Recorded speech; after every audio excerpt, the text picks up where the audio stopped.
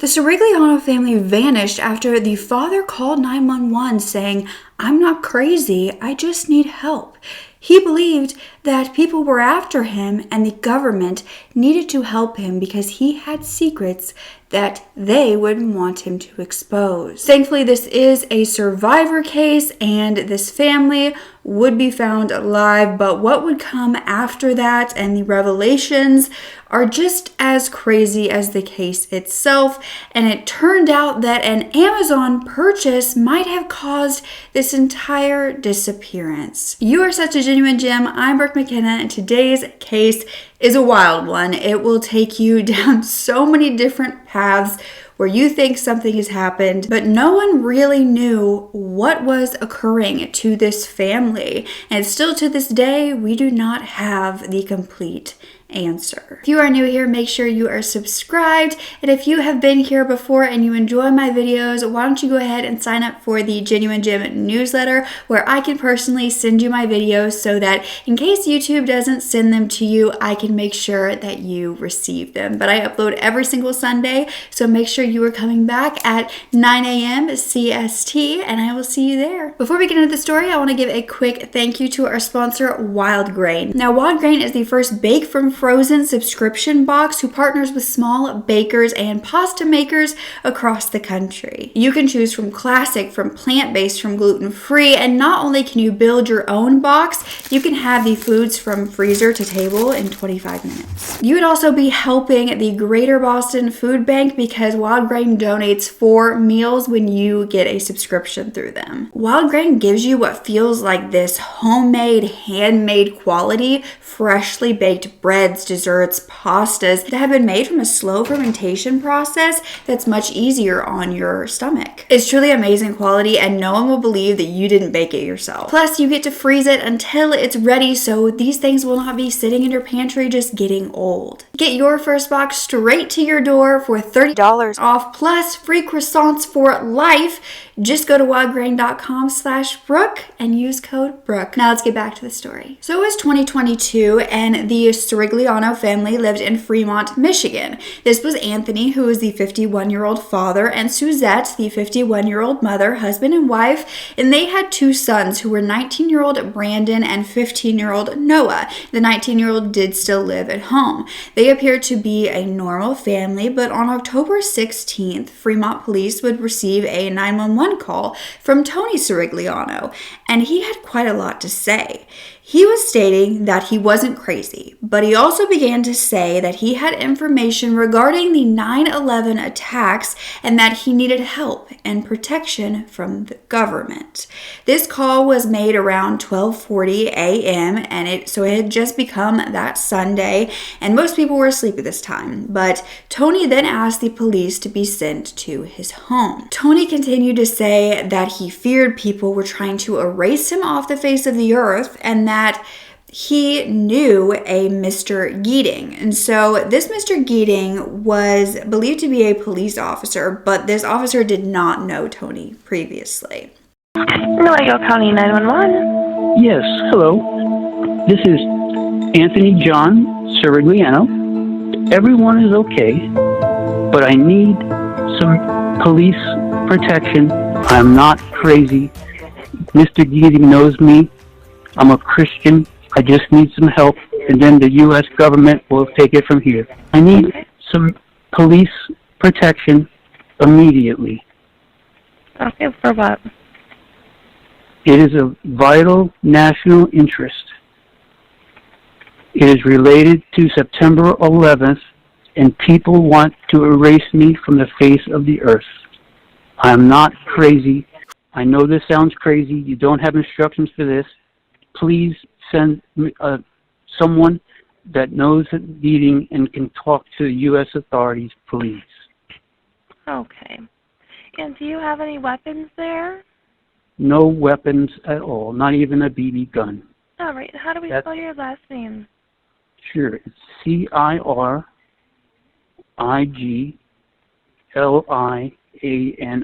And your phone number? We have no landline. Okay. All right. We'll get him over there for you at 823 North Michigan in Fremont, okay? Okay. Can they come with their lights off and not to frighten my children, please? Yep, definitely. Okay, I'll look for them, knock on the door, and please try to send Mr. Geating, even if he has to be awoke from his sleep. It's that important, Yep, please. nope, he's on right now. Okay, thank you. Yeah, bye. So the Fremont police arrived at this residence.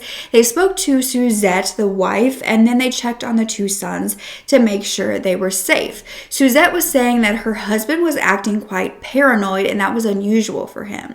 But because there wasn't any immediate danger and they believed that this was possibly just a mental health episode from the father, after an hour of being with the family, the police ended up leaving, telling the family to call back if they needed anything. They made contact with Suzette, had looked at the two boys and made sure that they were okay, and frankly left the contact on the 16th. However, the next day, on Monday, October 17th, neighbors of the Ciriglianos would call the police as well. You see, this neighbor had seen an elderly woman roaming the neighborhood alone, and they knew that this was Suzette's mother, who had dementia and who lived with them and could not be left to her own devices. She had actually gone to the neighbor's home trying to get into their home, and then she brought blankets over and was trying to sleep in their garage. A young man then brought her back to the home, but no one was answering the door and she didn't want to go in alone. So when the Fremont police arrived back in the neighborhood, they were able to locate this elderly woman and take her to the Cirigliano's address. But again, no one appeared to be home. They checked all the doors and the windows, and no one was seen inside except for the pets. So the young man who had escorted this elderly woman to the home said that she was talking about the fact that her son was very smart, but she didn't know if he was being delusional, and he kept saying things that were frightening her. I walked her over there, and at first she didn't want to go in there alone. And she's like, can you just sit with me for 10-15? But I didn't feel comfortable going into a stranger's house, so we decided to do a citizen check well-being. And so we called the cops, and they came out, and that's how they found out, I guess, that the family was missing. She was scared too. Like, she didn't know what was going on. So when other family members of the Ciriglianos were contacted, they shared their worries that they hadn't been able to get in contact with Tony or Suzette or the teens. And the silver minivan that was believed to be their vehicle was not in the driveway either. So Fremont police would enter the residence and find that it wasn't just the elderly mother that had been left behind, it was also all of the family's pets. Inside, the cell phones of Suzette and the teens were also located, but Tony's was not. It is kind of scary to think a whole family can just disappear. Stay safe. Just if you choose not to come back, that's your guys' choice. I respect that. Just at least let the family know.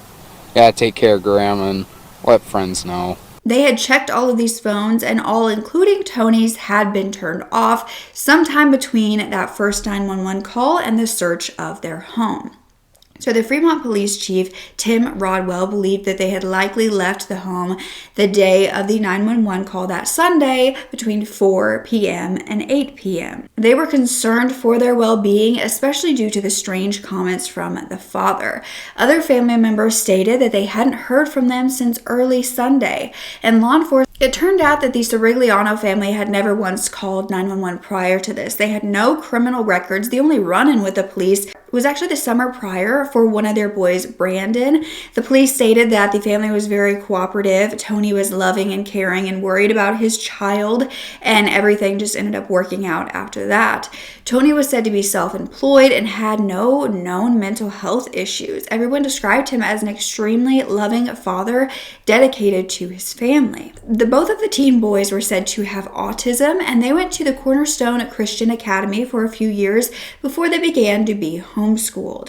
Their former school administrator said that they were a great family and the boys were great students. A father of friends of the boys said that they had very high functioning autism. We don't see any signs of violence. We don't see any signs of foul play right now. There's no signs of struggle inside the home. I don't see closets missing, all the clothing or anything like that. But it's just everyone we've talked to, whether they be a lifelong friend to Suzette or family members, they all describe this to be extremely abnormal behavior from Tony and Suzette. So my office is, doing everything we can. This is part of that effort to really reach out to as many media outlets as we can to get the word out that, hey, Tony, Suzette, please let us know that you're okay, and call family, let them know that you're okay. Tony was asking for the FBI to arrive and CIA to arrive and wanted the fire trucks to be in his house and things of that nature. It's not normal behavior or normal interactions we have with the community. And that's what's leading me to say, Tony was exhibiting some signs of paranoia. We have all indications right now that, these boys' care providers, both mom and dad, are with them. We don't have any signs of violence or struggle or that they've been taken by anyone else. So Amber Alerts really have a criteria here in Michigan that's based in law and procedure, and it doesn't fit that criteria. We have no indication where they could be. We've had one contact last summer. It was one of the boys who had been downtown, and one of the shopkeepers were concerned, but the officers, it was not a confrontational type or an enforcement issue. Everyone was very amicable and polite and courteous, and that type of contact with somebody is much appreciated. So we don't have any type of prior call history that's anywhere close to what we're dealing with right now. Everybody is shocked, and I would say that's the best way to describe it. So while we work on financial records with different financial institutions, we're conducting search warrants. We're working with the state police and trying to get assistance with cell phone use. We are doing a variety of different things. The biggest thing right now is trying to get a hold of anybody that has information that would help us locate this family. If you've seen this van or have any information about where the Cirigliano family could be, please contact my department. And if you don't want to leave your name, we also have Silent Observer. Now, this family had moved into this home in Michigan 5 years prior after living in North Carolina prior to that. Neighbors of this family knew them well. One woman said that Tony offered her his generator when her power had gone out. Another neighbor said that they were social, they were normal, and that the disappearance was very uncharacteristic because they spent a lot of time at home and they typically don't travel far from the home. But one neighbor said that they had recently gotten that silver minivan that was believed to have been taken when they left. It was only a few weeks old to this family. So a bolo was posted for the Toyota Sienna minivan that was silver, found to have the license plate number of DGL 1982. On Wednesday the 19th, the Fremont police officially posted them to their page on Facebook as missing. 4 days later, there were still no updates on their whereabouts, and there was no sign of foul play or a struggle found inside their home. So by March 21st, that Friday, Fremont police were headed to a tip. They were headed to a gas station in Gulliver, Michigan. This was almost 5 hours from Fremont. However, the family had allegedly been spotted there on Monday when they were found to be missing. This was around 10:40 to 10:55 in the morning. The van had been spotted there as well. So Fremont police were going to confirm with the gas station clerk who had called in this tip that this was the people that they had seen, as well as getting surveillance footage. So when they arrived, the gas station clerk would tell them that around 11 a.m. that Monday morning, the family entered the gas station to buy snacks while they were pumping gas. Surveillance video of mother Suzette Cirigliano and a silver 2005 Toyota Sienna minivan they're traveling in. 13 on your side reached out to that BP gas station and was able to get a hold of a clerk who said she has been inundated with phone calls from the media this morning, and goes on to say, "I'm kind of overwhelmed right now. All I want for their family members to know they were safe, and I'm not really sure what their story is, just hoping they return home." When police watched the surveillance footage, they would find that it appeared as though the teens tried to use the gas station payphone to place a call. It appeared, however, that they could not get through. So photos and videos of the surveillance footage were released to the public asking for information on where they might have gone after that. They were said to be going eastbound on US 2. But Police Chief Tim Rodwell would then give an update to the media. Any updates on the on our family? So the campaign that we've had working with the media and trying to get the message out about Tony, Suzette, and the boys has seemed to work. We had contact early this morning from a BP gas station manager. Since then, we've been able to obtain surveillance video and corroborated her belief. And we know at this point that Tony, Suzette, and the boys were in the gas station on Monday, October 17th. It's a small village along US 2 on the southern side of Michigan's Upper Peninsula. Have you personally seen this video? I have. Did they look distressed? Did they look okay, happy, sad? During the video, it looks like one of the boys attempted to use the gas station's telephone, but as far as distressed or any other issues, it's really ambiguous to that. Did they buy gas? Did they get snacks, water? Did they buy a bunch of water, a bunch of food? It looks like they filled or put gas into their minivan. They had made some other small purchases as well. Is that minivan registered to them? It is. They had 3 vehicles inside the home, and the two others had been accounted for. Do you know what direction they were headed when they were in the Upper Peninsula? They were headed eastbound. So US 2 in that area sort of follows that southern border. So when we say eastbound, they may have been going on a northeast direction, but it was eastbound on US 2. So in Michigan's Upper Peninsula, this section of US 2 is between Manistee and what we'll call St. Ignace. It's a really rural area. I mean, there's a lot of the National Forest, and I would describe it as a very rural area of Michigan. One of the reasons I think we all live in Western Michigan is just that sense of community and that sense of helping each other out. And I think the Cirigliano family needs help right now. We received, I would say, approximately a dozen more tips, but we just cannot corroborate anything else. And there's the Cirigliano family, from everything I can tell, is a very close family, and they're deeply concerned.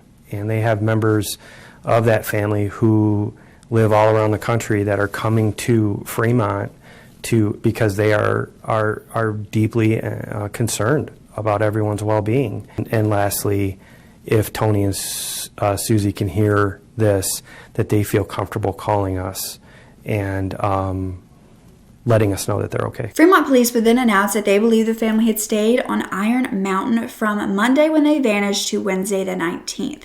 They could not confirm which hotel or location where they had stayed during those 2 days. However, the 19th was believed to be the last sighting anyone ever had of this family. The same day, a nanny of the Cirigliano boys spoke out. Jessica Barnes, who had nannied for the family when they lived in North Carolina, came forward. She gave a little more insight into the family. She said she worked for them from July 2007 to August of 2010. She was very close with the family. In fact, both of the parents were invited to her own wedding. But Jessica was asked about Tony's state of mind, and she said Tony was always in high anxiety mode about providing for the family and was always trying to make ends meet. 7 days missing, and the Fremont police would post to their Facebook updating their original missing persons post of this family. They would say the family had been located. A hotel clerk in Wisconsin recognized the family and alerted the police. So they had been able to contact the family in Stevens Point, Wisconsin, and they interviewed each member to confirm they were all safe. They stated that the family still believed that someone was after them, but the elements of this investigation did not meet the criteria for protective custody. They stated that the family member requiring full-time care, the elderly mother, was being provided that care by another family member. They then announced that the investigation was closed, and they thanked everyone for locating the family. Last week, a family of 4 went missing from the city of Fremont, and then yesterday, police announced that they did, in fact, speak with that family, the Ciriglianos, Anthony, Suzette, Noah, and Brandon. Yeah, the news for many came as a relief. All of them were found safe, and the missing persons case has been closed. The next day, on October 24th, 2022, Fremont Police Chief Tim Rodwell stated there would be no charges filed against them, even regarding the family member left behind, because it did appear as though Tony had taken care of her prior and that it was all a miscommunication. What I can tell you right now is that they're safe and their family's working with them to help them out. When I learned that, I really just breathed a sigh of relief, and I was glad that we were able to help them out. They don't rise to the level of being taken into protective custody or anything like that, and no one's in a stressful environment. The 911 call was rather ambiguous in regards to 9/11 and other different types of governmental agencies, and there is nothing to show that any of it is credible or that Tony still believes that. I really don't take any type of stock or that anything that was said was credible. I think there was a nexus to mental illness, but I really don't know what that could be. I do not foresee any criminal charges because nothing in the investigation would lend us to request charges with the prosecutor's office. I was just very, very happy that they're okay, and we wish them the best. Now, there were many questions that people had after this, but they had gone unanswered until now. On March 9th, 2025, News Nation spoke about this family. They spoke to them about what had happened that week, and this was now 3 years later. Tony actually reached out to them to be able to tell his story. So he was interviewed and he spoke about the paranoia, the talking in his head. It wasn't like the usual voices that you hear in your head. He said that he believed there was going to be a meteor strike. There was going to be the end of the world. People were after him and he was confused and believed he was the devil. He was having a psychotic break and he knew he just needed to head north with his family. So he woke up the entire family in the middle of the night and told them they had to leave. She woke me up like at 3 o'clock in the morning and she said like we had to go. They said they left their cell phones to avoid tracking and that they left Suzette's mother because Tony's mother was going to be coming over later to check on her. Your mind fails you. It's kind of an odd thing because it wasn't like I was hearing voices. It seemed like my mind that I'm used to, the internal talking that you're familiar with, but it just was saying crazy stuff. Yeah, it was, yeah.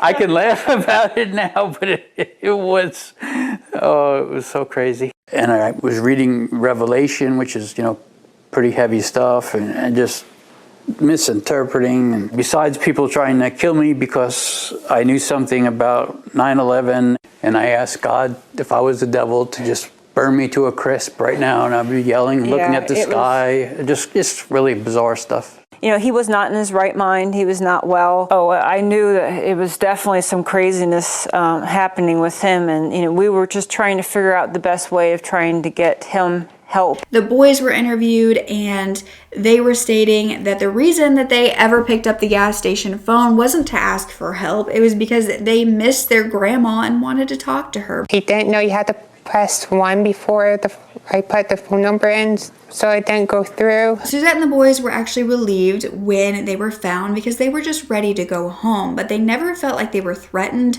or in danger.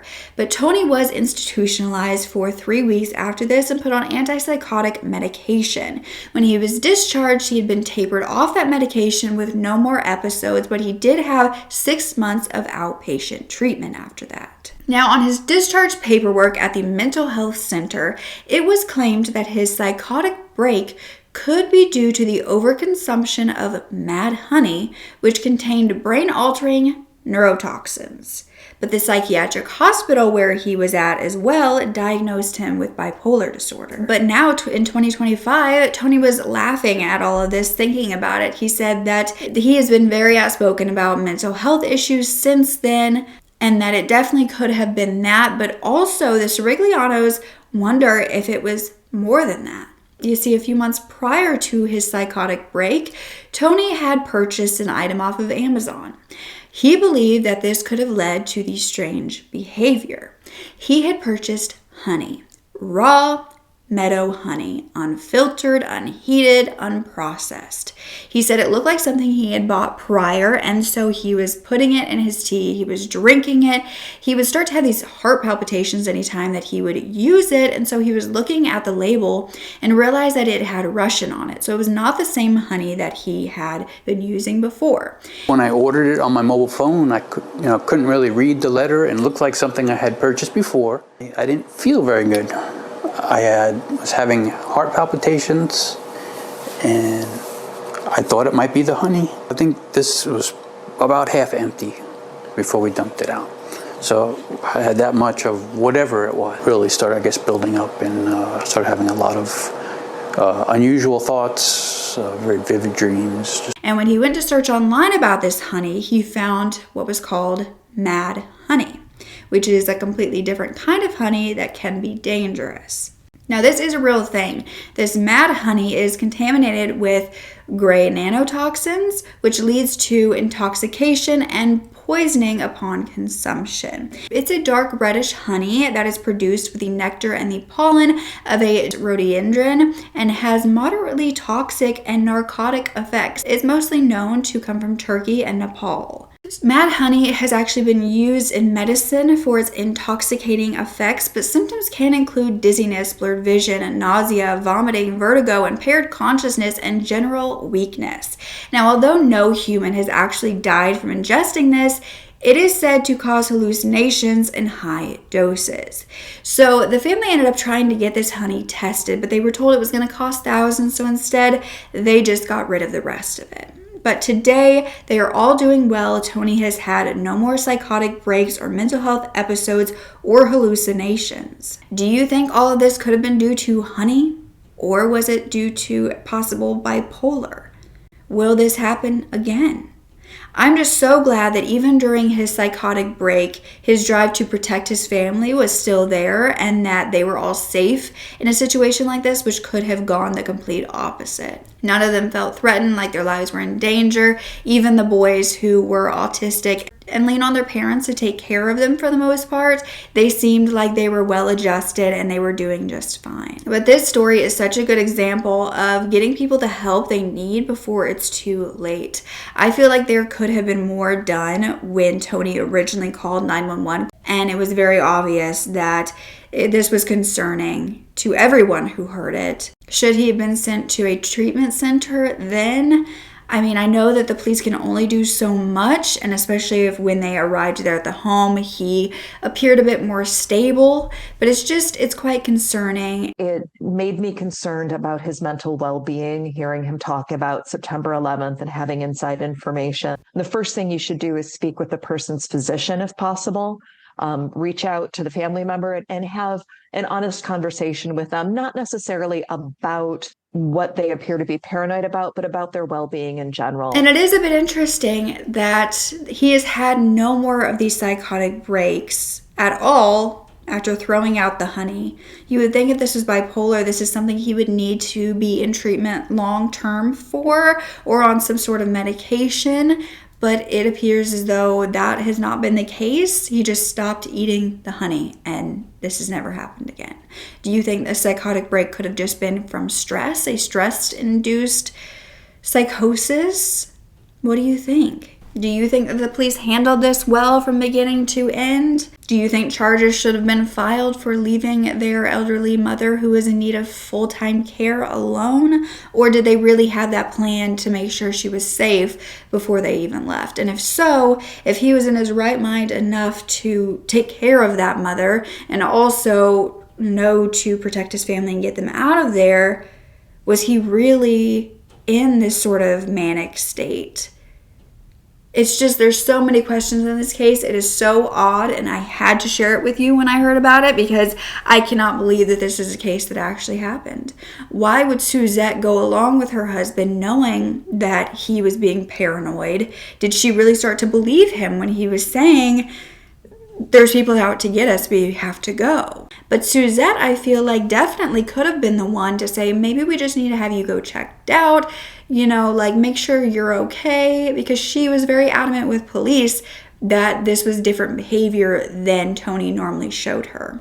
Is she just one of those wives that's just going to go along with her husband and kind of just hope that he gets back to normal? Was she hoping that she could bring him back down to normal?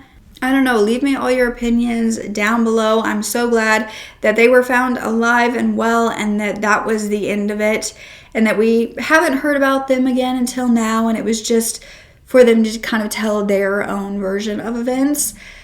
But I hope that was just a one and done thing, and that This family doesn't have to go through all of that, and the police there don't have to go through all of that as well. Again. But thank you so much for listening. I've been posting a lot on here on YouTube, on my personal vlog channel, Brooke Makenna Vlogs, as well as on Instagram, which I have a personal and a true crime Instagram, as well as a personal and a true crime TikTok. I know it's a lot, but if you want further content than just this true crime, I would love to have you over on those platforms as well. And don't forget to sign up for that newsletter so you never miss an upload. But don't forget to speak up. Your voice is powerful enough, and I love you to absolute pieces. Okay, bye.